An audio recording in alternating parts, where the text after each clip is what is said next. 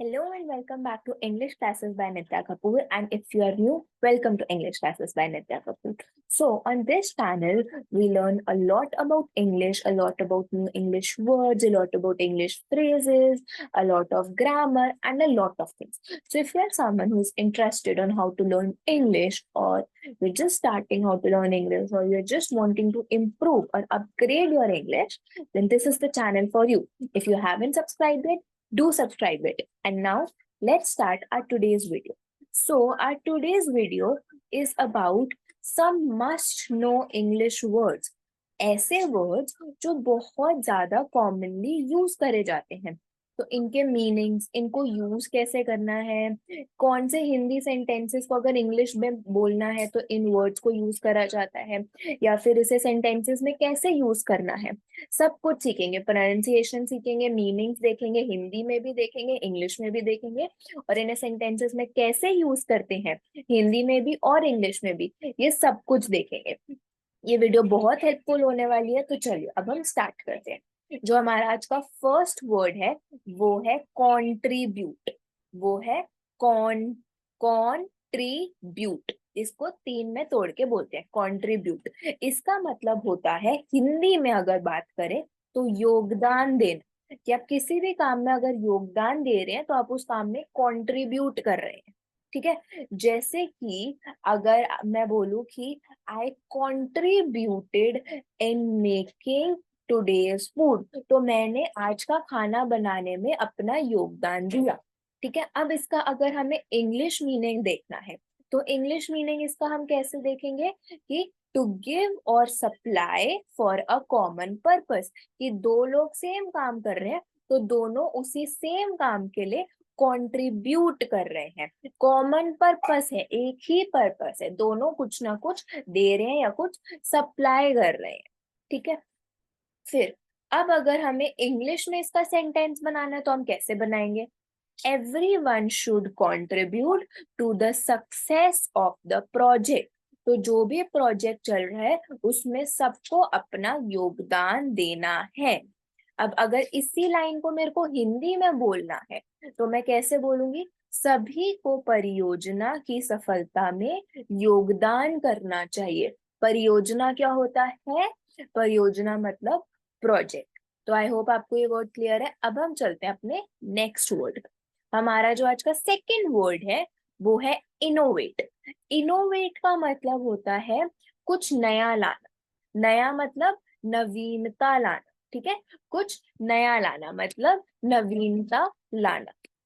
तो हिंदी में तो मतलब हमने देख लिया नवीनता लाना। इंग्लिश में इंट्रोड्यूसिंग समथिंग न्यू और मेकिंग चेंजेस, कुछ नया लाना या फिर जो चीज ऑलरेडी एग्जिस्ट कर रही है उसमें कुछ भी चेंज करना।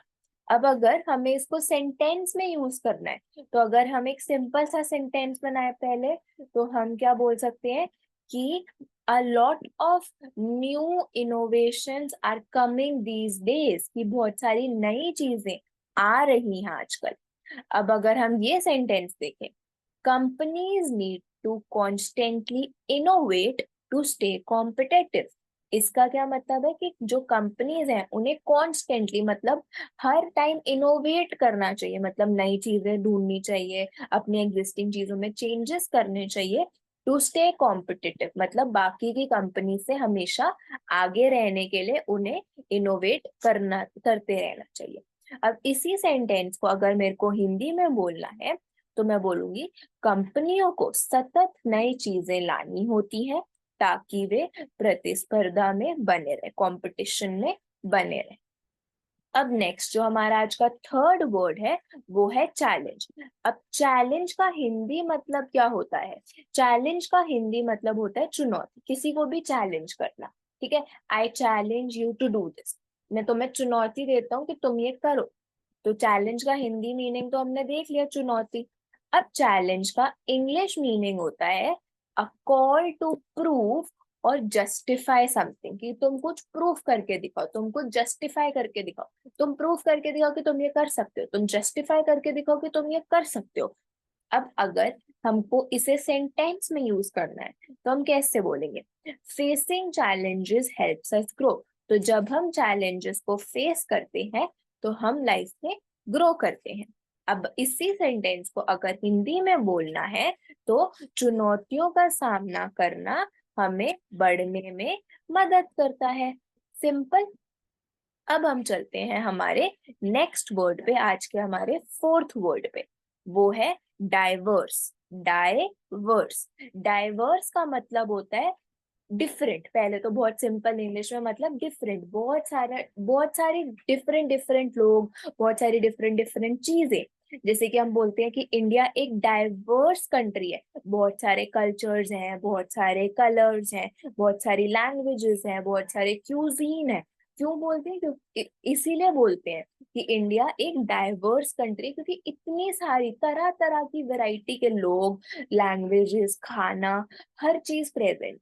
तो इस डाइवर्स वर्ड का हिंदी में मीनिंग होता है विविध। विविध। अब अगर इसका इंग्लिश मीनिंग देखें तो होता है showing a great deal of variety. बहुत ज्यादा वेराइटी है, सब टाइप की चीजें हैं। अब अगर इसको सेंटेंस में यूज करना है तो सेंटेंस में यूज कैसे करेंगे? जैसे कि the team is diverse with members from different backgrounds. कि हर जगह से लोग हैं उस टीम में, ये नहीं कि सिर्फ दिल्ली के लोग हैं या सिर्फ मुंबई के लोग हैं, हर जगह से लोग हैं। टीम डाइवर्स है, वेराइटी ऑफ पीपल है। उसके बाद अगर हमें इसका इसी सेंटेंस को हिंदी में बोलना है तो हम कैसे बोलेंगे? टीम विविध है, टीम डाइवर्स है, जिसमें विभिन्न पृष्ठभूमियों के सदस्य हैं, बहुत सारे बैकग्राउंड्स के लोग। अब हमारा नेक्स्ट वर्ड है इल्यूमिनेट। इल्यूमिनेट का मतलब है लाइट देना। या तो लाइट दे दो, ठीक है, किसी चीज पे लाइट डालना, या फिर चीजों को बिल्कुल क्लियर क्लियर बोल दो, ठीक है, बिल्कुल क्लियरली। बेसिकली जैसे हम विविड बोलते हैं ना, विविड है बहुत, कोई चीज बहुत विविड है मतलब कोई चीज बहुत क्लियर है। तो अब इसका हम हिंदी में मीनिंग देखते हैं। हिंदी में इल्यूमिनेट का मतलब होता है प्रकाशित करना, लाइट डालना, या फिर चीजों को क्लियर करना पूरी तरह से। इंग्लिश में मीनिंग क्या होता है? टू लाइट अप और मेक क्लियर। अब अगर हमें इल्यूमिनेट वर्ड को सेंटेंस में यूज करना है तो हम कैसे करेंगे? The professor's explanation illuminated a complex concept। कि एक बहुत कॉम्प्लेक्स कॉन्सेप्ट था, बट जब प्रोफेसर ने उसको एक्सप्लेन करा तो वो इल्यूमिनेट हो गया, मतलब कंप्लीटली क्लियर हो गया। अब हिंदी में ही अगर हमें सेंटेंस को बोलना है तो हम कैसे बोल सकते हैं? प्रोफेसर की व्याख्या ने एक जटिल अवधारणा को प्रकाशित किया। व्याख्या मीन्स एक्सप्लेनेशन, जटिल अवधारणा मीन्स बहुत डिफिकल्ट कॉन्सेप्ट, बहुत कॉम्प्लेक्स कॉन्सेप्ट को प्रकाशित किया, मतलब इजी बना दिया, अच्छे से समझा दिया, क्लियर कर दिया, इल्यूमिनेट कर दिया। अब हम चलते हैं हमारे नेक्स्ट वर्ड पर। हमारा नेक्स्ट वर्ड है एम्बिगुअस।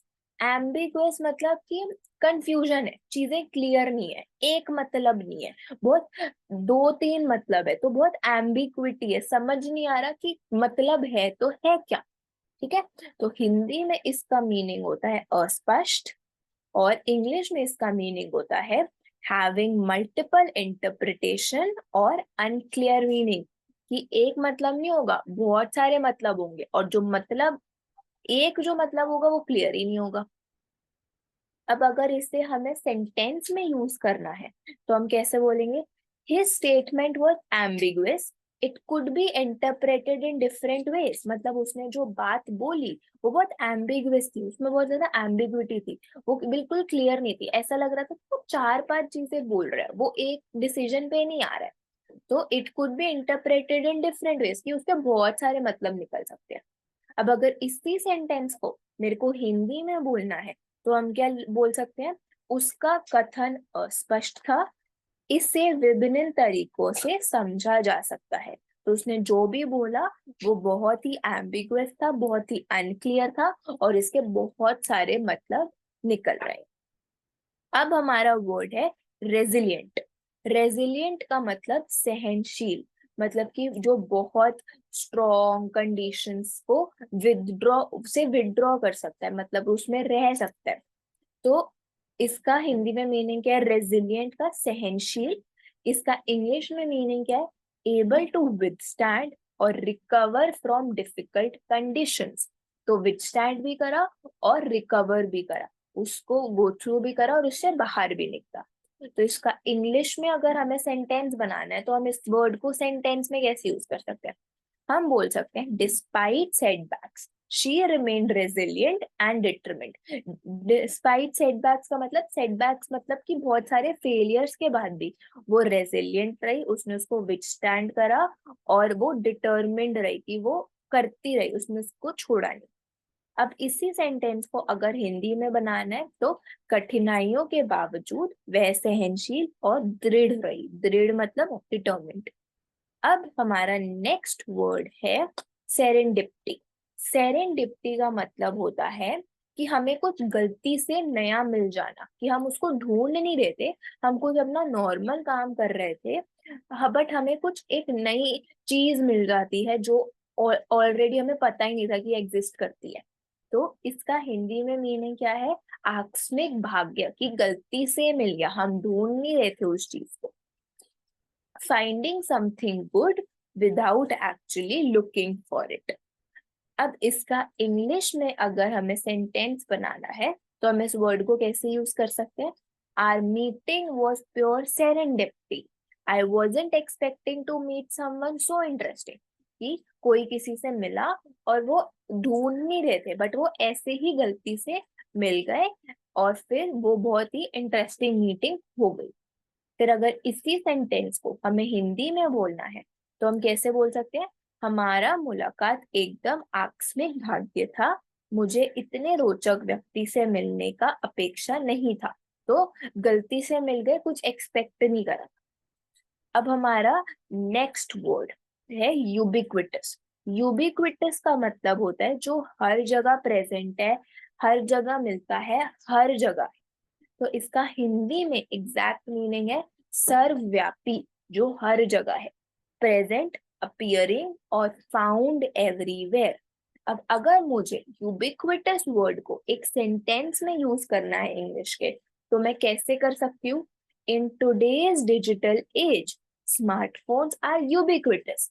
कि आजकल स्मार्टफोन्स यूबिक्विटस है, हर जगह है, सबके पास है, जहां देखोगे स्मार्टफोन्स ही है।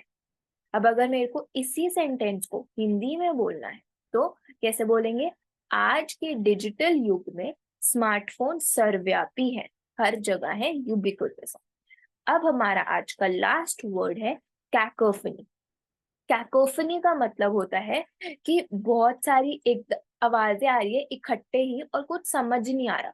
आसपास से हर जगह से बहुत सारी आवाजें आ रही है, डिफरेंट डिफरेंट आवाजें आ रही है। जैसे ट्रैफिक जाम में नहीं होता, कहीं से हॉर्न आ रहा है, कहीं से कुछ आ रहा है, कहीं से कुछ। तो बहुत ही एक इरिटेटिंग सी साउंड बन जाना, बहुत सारे साउंड मिक्स होकर। इसका हिंदी में एग्जैक्ट मीनिंग है कुसुरी। तो इंग्लिश में एग्जैक्ट मीनिंग है a harsh discordant mixture of sound. Discordant मतलब कोऑर्डिनेटेड साउंड नहीं है, शोर आ रहा है। अब अगर मेरे को कैकोफनी को इंग्लिश के सेंटेंस में यूज करना है तो मैं इसको कैसे यूज कर सकती हूँ?